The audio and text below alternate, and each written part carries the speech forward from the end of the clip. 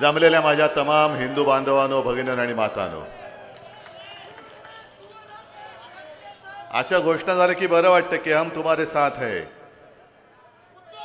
आणि हेच त्यांच्या पोटामध्ये दुखतंय की उद्धव ठाकरे, शिवसेना किती प्रयत्न केला तरी संपत का नाही. कारण त्यांना कल्पना नाहीये की शिवसेना म्हणजे केवळ एक पक्ष नाहीये, तर शिवसेना एक विचार आहे.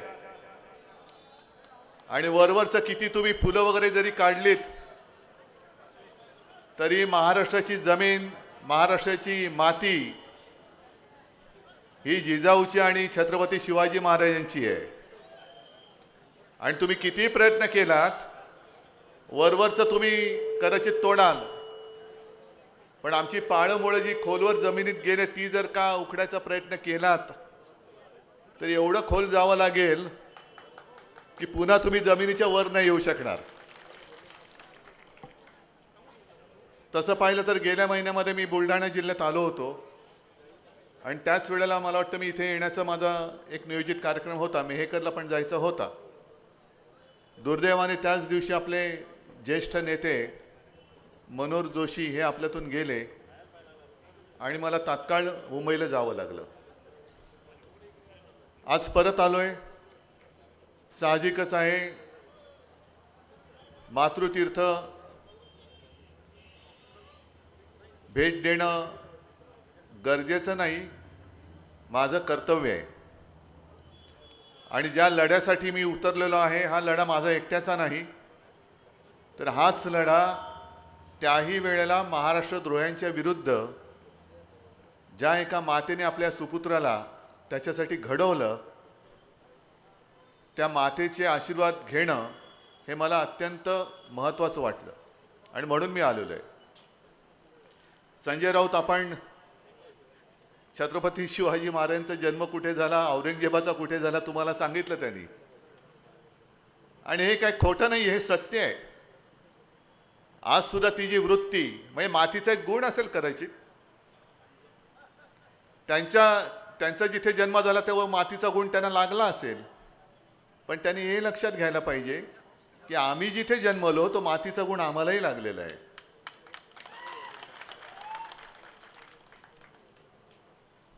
मी मगाशी आलो, जिजाऊ स्मृती तिथे भेट दिली, वंदन केलं आणि ती एक घोषणा आहे, तुमचं आमचं नातं काय. काय? अरे नीट द्या ना, तुमचं आमचं नातं. जय जिजाऊ जय शिवराय म्हणजे काय? काय नुसतं एवढंच? जय जिजाऊ जय शिवराय नातं, त्या नात्याचा अर्थ काय? त्या नात्याचा अर्थ असा आहे की ज्याप्रमाणे आज हे सगळे ईडी भाय, इन्कम टॅक्स भाय, CBI भाय, हे भाईच लोक आहे. यांचे घरगडी तर आहेतच, पण आपल्या शिवसेनेला फोडण्यासाठी ज्यांचा सिंहाचा वाटा आहे ते सगळे ईडी, इन्कम टॅक्स, CBI हे सगळे फोडल्यानंतर सगळेच जण काही असे संजय राऊतांसारखे लढणारे नसतात. अनेक जण असे आहेत किंवा असतील की ज्यांना एक नोटीस आल्यानंतर शेपट्या घालून भाजपात गेले. मग तुम्ही विचार करा की तो काळ काय असेल. जरा त्या काळामध्ये आपण जाऊया, जिजाऊच्या काळात जाऊया. एकतर राजे शहाजी महाराजांना विजापूरकरांनी तुरुंगात टाकलं होतं. पोरगा तर लढतोय. एखादी आई असती तर काय बोलली असती, अरे जाऊ दे ना, कशाला करतो सगळं, वडिलांना आत टाकले, जाऊ दे ना, आपण काय ते जाऊ त्यांच्या पदरी, नोकरी कर बाळा, तू कशाला एवढं सगळं करतोय. अगदी छत्रपती शिवाजी महाराजांना सुद्धा बालवयामध्ये सगळे जे काही प्रशिक्षण दिलं ते कोणत्या हेतूने दिलं की तू उद्या मोठं होऊन जे इतरांना जमत नाहीये ते तुझ्याकडनं मला अपेक्षित आहे. या उपऱ्यांची, या परक्यांची चाकरी करणं हे आयुष्य नाहीये, तर स्वतःचं स्वराज्य स्थापन करणं हे आयुष्य आहे. आणि जर समजा, हे जरा खाली ठेव ना, हे माहिती आहे सगळ्यांना, ठेव खाली. जर समजा आपले छत्रपती शिवाजी महाराज सुद्धा मोगलांच्या दरबारी किंवा विजापुराच्या दरबारात एक काहीतरी वतनदार म्हणून नोकरी केली असती, तर आज इतके वर्ष झाल्यानंतर दैवत म्हणून त्यांची आपण पूजा करू शकलो असतो का? आणि मुळामध्ये आपण असतो की नसतो, असतो तर कोण असतो हा विचार करा. जे नातं नातं नातं म्हणतो हे नातं हे आहे की समोर किती बलाढ्य शत्रू असला तरी आपलं स्वत्व जे आहे, स्वाभिमान आहे, धर्माभिमान आहे, देशाभिमान आहे, तो लाचाराप्रमाणे त्यांच्या चरणी वाहून नाही टाकायचा. त्याला दाखवून दिलं पाहिजे की आज तुम्ही जे करता ही औरंगजेबीच वृत्ती आहे. घाबरवून टाकायचं, पक्ष फोडायचे. म्हणजे मला खरोखर काही वेळेला लाज वाटते. ज्या मातीमध्ये छत्रपती शिवाजी महाराज जिजाऊ सारखी दैवत जन्माला आली, आपल्याला अभिमान आहे की आपलं भाग्य आहे की आपण देखील त्याच मातीत जन्माला आलो. आणि त्याच मातीमध्ये हे खंडोजी खोपडे, सूर्याजी पिसाळ, अनाजी पंत यांचे वारस सुद्धा जन्माला येतात अजून. म्हणजे देवेंद्र फडणवीस परवा जे बोलले, काय बोलले? मी म्हणे बोललो तर मी पुन्हा येईन, मी 2 पक्ष फोडून परत आलो. अरे लाज वाटली पाहिजे तुला, 2 पक्ष फोडायची वेळ आली तुझ्यावरती. आणि मोदी जे बोलतात मैं अकेला सब पे भारी. अहो मोदीजी असं जर असेल तर उद्धव ठाकरेला संपवलं तुम्हाला कचऱ्याची गाडी का फिरवायला लागते? सगळ्या कोपऱ्या कोपऱ्यात पडलेला कचरा का गोळा करतोय? सगळा कचरा गोळा करतायत आणि उद्धव ठाकरेशी लढतायत. लढा. जर तुम्हाला उद्धव ठाकरेला संपवण्यात यश मिळत असेल तर लढूनच बघा. कारण गाठ ह्या माझ्या मर्द मावळ्यांशी आहे, गाठ यांच्याशी आहे. पण किती लांछनास्पद कामं करायची. आज येताना सहज मी एक बातमी वाचली. इकडे शेतकरी आलेत का रे? किती आहेत? बरं तुमच्या शेतीला खत लागतं का बिन खताचं होतं? खत लागतं. खत अलीकडे खत कधी घेतलंय का तुम्ही? त्या खताच्या पिशवीवर कोणाचा फोटो आहे? आतमध्ये काय शेणखत? म्हणजे कशावरती फोटो छापायचा आहे? म्हणजे एखादं छान असतं सुलभ शौचालय आणि बाहेर यांचा फोटो. काय त्या फोटोचा आणि आतल्या गोष्टीचा संबंध काय? आत गेल्यावर सुलभतेने काय होणार आहे का? तुमचा फोटो बघितला म्हणून सुलभ झालं बाबा, कसं झालं? नाही नाही, इकडे या शौचालयात नका जाऊ, या शौचालयात जा, कारण इकडे यांचा फोटो आहे, सगळं सुलभ होईल. असं नाही होत कधी. पण खताच्या पिशवीवरती मोदींचा फोटो, आतमध्ये शेणखत भरले. आणि आता पंचायत अशी झाले की लाखो करोडो रुपये त्या पिशव्यांवरती मोदींचा फोटो छापण्यामध्ये यांचे वाया गेले. आता लागली आचारसंहिता. आचारसंहितामध्ये धड झाकता येत नाही, धड उघडे टाकता येत नाही यांचा फोटो. मग करायचं काय या खताचं? म्हणजे आज जेव्हा आता झाला हा एप्रिल मे सुरू होईल, खतांची गरज लागेल. मग हे मोदी खत तुम्ही घेणार कसं? पण एका गोष्टीचं मला एक वाटतं की खतावरती मोदींचा फोटो का टाकला?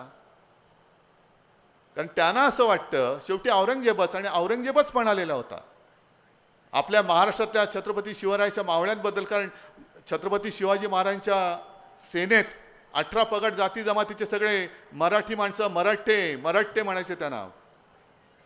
कोणी म्हणजे सगळेच होते.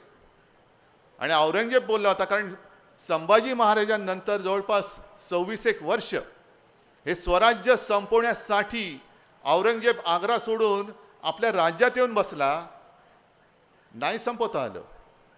लढत लढत शेवटी औरंगजेब मेला. पण अजूनही भगवा तसाच कायम फडकतोय, तसाच फडकतोय. आणि औरंगजेब जे बोलला होता आपल्याबद्दल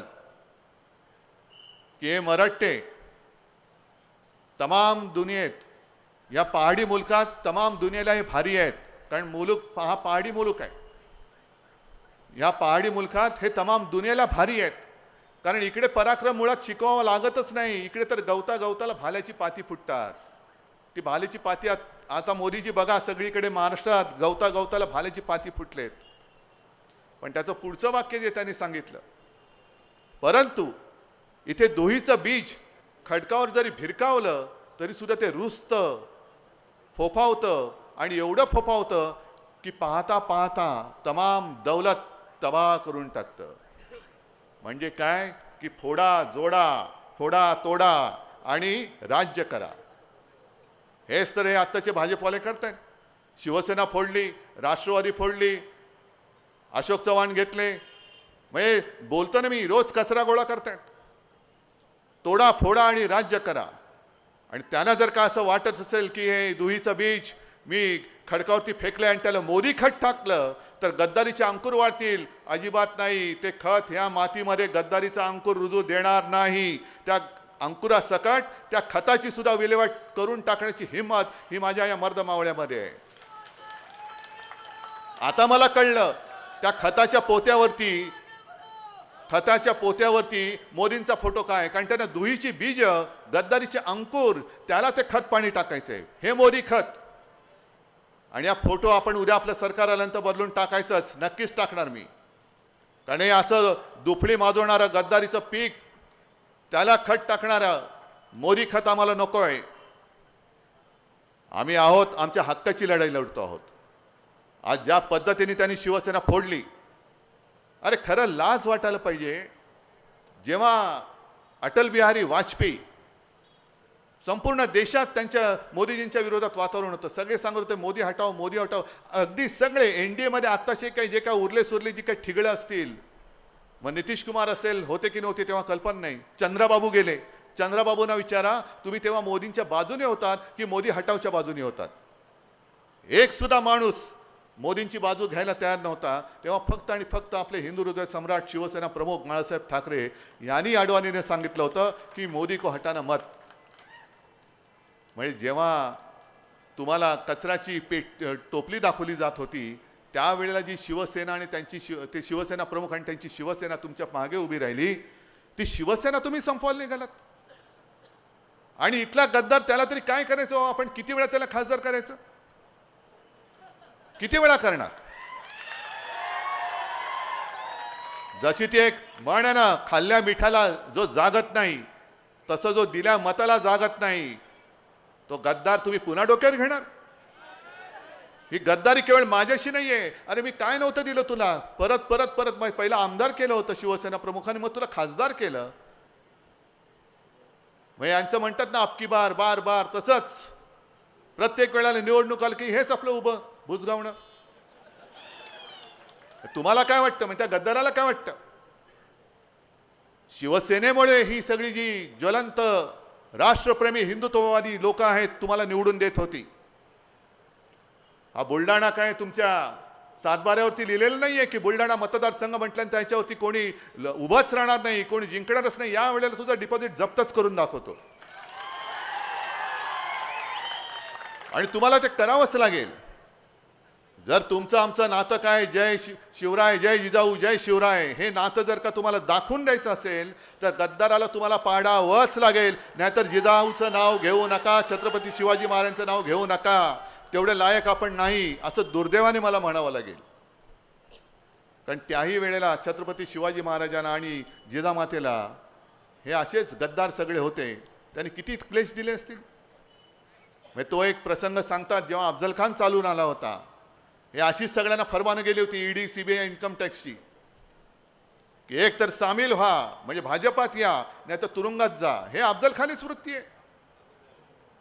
अगदी महाराजांचे सगळे सोयरे सुद्धा, नातेवाईक सुद्धा, बघा त्याच्यात आणि आत्ताच्या काळात काय फरक दिसतोय का तुम्हाला? महाराजांचे नातेवाईक सुद्धा अफजल खानाला जाऊन मिळाले होते. आणि मग अशाच एका दिवशी कान्होजी जेधे नाईक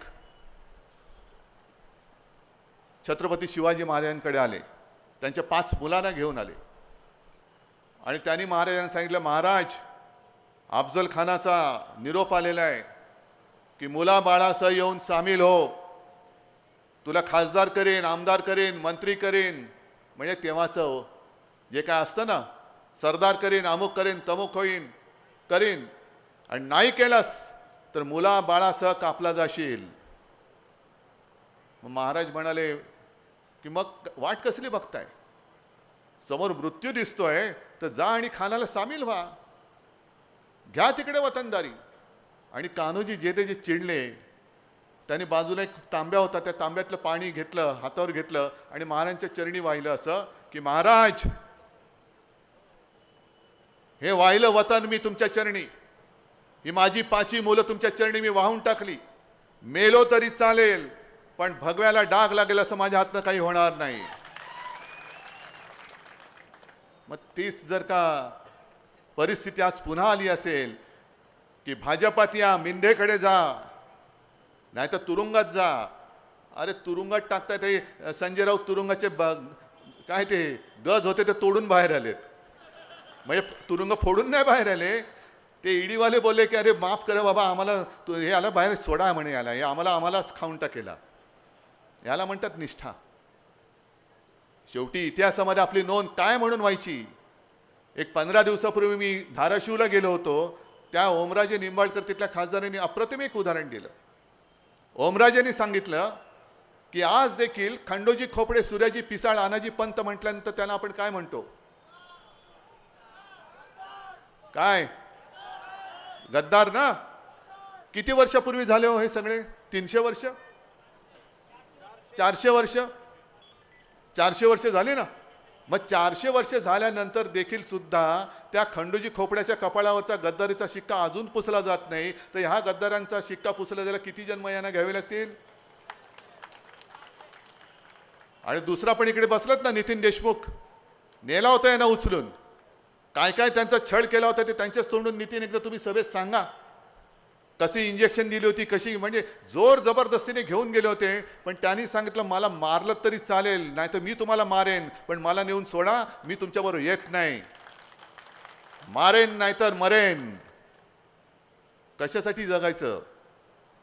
म्हणून शिवसेना प्रमुख जे सांगायचे की अरे 100 दिवस शेळी होऊन जगण्यापेक्षा एकच दिवस वाघाचं जीणं जगा, एकच दिवस.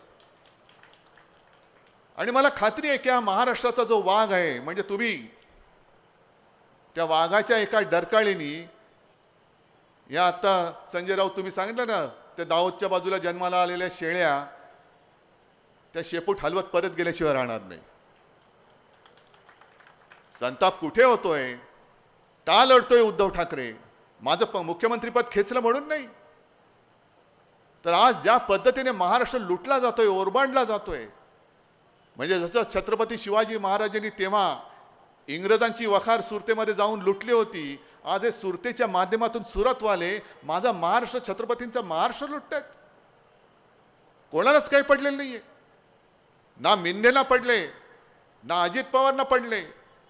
आणखीन कोणी जसं म्हटलं आमचे सगळे सोयरे जरा या म्हटलं का जात आहेत आणि शेपूट हलवत जात आहेत. अरे शरम वाटली पाहिजे. माझा महाराष्ट्र लुटला जातोय आणि तुम्ही शेळपटासारखे त्यांच्या चरणी जाऊन लोटांगणे घालताय. मी असं कधी आयुष्यात करू शकत नाही. मी नाही करू शकत. माझं गुजरातबद्दल काही द्वेष नाहीये, गुजराती बांधवांबद्दल सुद्धा काही माझं वैर नाहीये. ठीक आहे, तुम्ही आहात तिकडे शतकानुशतक राहतात. तुम्ही मोदींना सांगायला पाहिजे की मोदीजी तुम्ही गुजरात आणि संपूर्ण देशामध्ये एक भिंत उभी करतायत, तुम्ही भेदभाव उत्पन्न करता आहात. महाराष्ट्रामध्ये जे येऊ शकणारे उद्योगधंदे होते हे मोदीजी गुजरातला नेत आहेत. अगदी काल परवाकडे 3 उद्योग जे देशात येत आहेत, सेमीकंडक्टरचे चिप बनवणारे, ज्या माध्यमातून 1,00,000-2 लाख प्रत्यक्ष अप्रत्यक्ष रोजगार निर्माण होणार, त्यातले 2 मोदी घेऊन गेले गुजरात. काय महाराष्ट्राने तुमचं काय घोडं मारलंय? काय गुन्हा केलाय? उत्तर प्रदेशमध्ये का नाही नेला? छत्तीसगडमध्ये का नाही नेला? बिहारमध्ये का नाही नेला? संपूर्ण गुजरात विरुद्ध अख्खा देश असं हे ते जे वातावरण करतायत, हे मोदीजी उद्या तुम्ही प्रधानमंत्री तर होत नाहीच, पण कारण नसताना तुम्ही राज्यांमध्ये आगी लावताय. हे पंतप्रधानाचं चांगलं लक्षण नाहीये. आम्ही काय म्हणतोय की तुम्ही गुजरातला पण समृद्ध करा. आता तुमच्या आशीर्वादाने उद्या आपलं इंडिया आघाडीचं सरकार येणारच आहे, नक्कीच येणार. मग मी काय करू?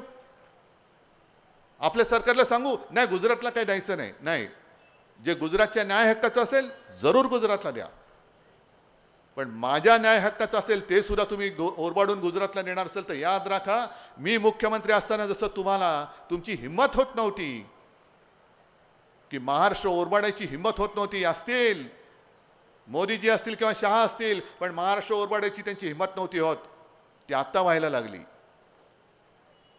आम्ही गुजरातच्या हक्काचं काय ते असेल ते देऊच, पण माझ्या महाराष्ट्राच्या तोंडातला घास काय? इकडे शेतकरी बसलेले आहेत, त्यांना काय एक तर तुम्ही हमी भाव देत नाहीये, पीक विम्याचे पैसे देत नाहीयेत. गारपीट झाली गेल्या 8-10 दिवसापूर्वी, 15 दिवसापूर्वी, किती जणांना मदत मिळाली सांगा ना जरा. म्हणजे ना तुम्ही शेतीला भाव देत, ना त्यांच्या मुलांना शिक्षण देत, ना शिकलेल्या मुलांना नोकरी देत, आणि 400 पार. कशासाठी 400 पार? इकडे रोज खायचे काय हे वांदे झालेत. आणि यांना स्वप्न पडतं 400 पार. अजिबात नाही. अबकी बार भाजपा तडीपार. प्रत्येक गावात हा नारा घुमवा. प्रत्येक गावामध्ये हा नारा गुंजला पाहिजे. जसं 50 खोके हा तुम्ही घुमवला, तसंच अबकी बार भाजपा तडीपार. गावागावामध्ये जा आणि गावागावामध्ये सांगा, बेधडक सांगा. 10 वर्ष केवळ आम्हाला भांडणं आमच्यात लावून आता जातीपातीमध्ये भांडणं लावतायत, धर्मात भांडणं लावतायत.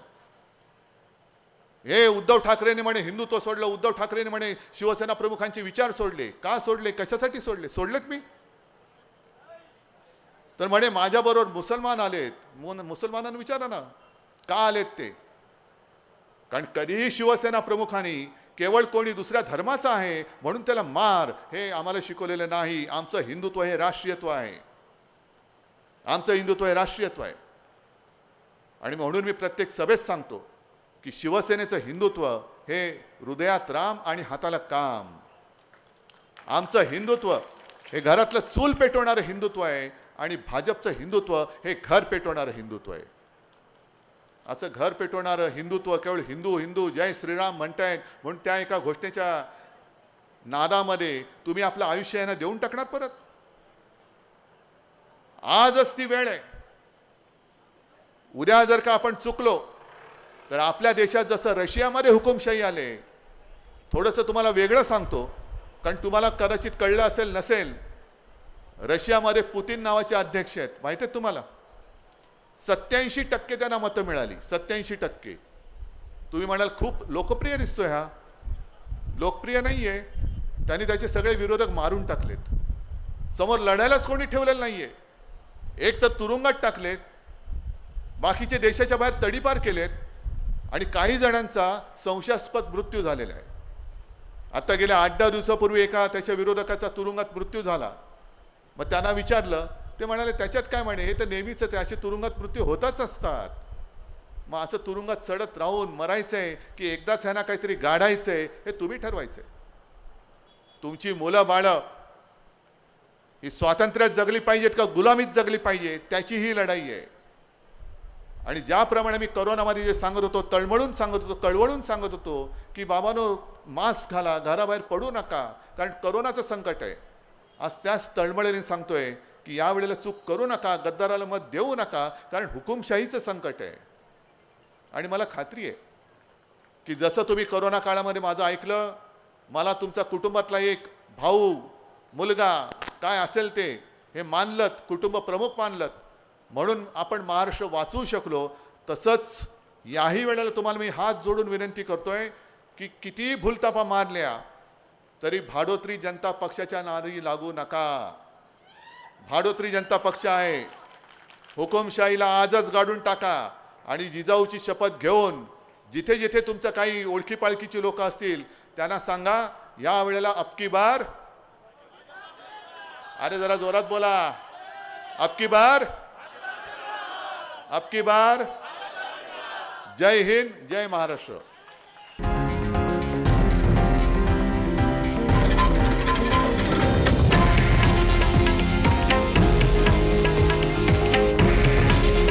हे आहे देशातील नंबर 1 न्यूज नेटवर्क आणि आपण पाहत आहात TV9 मराठी.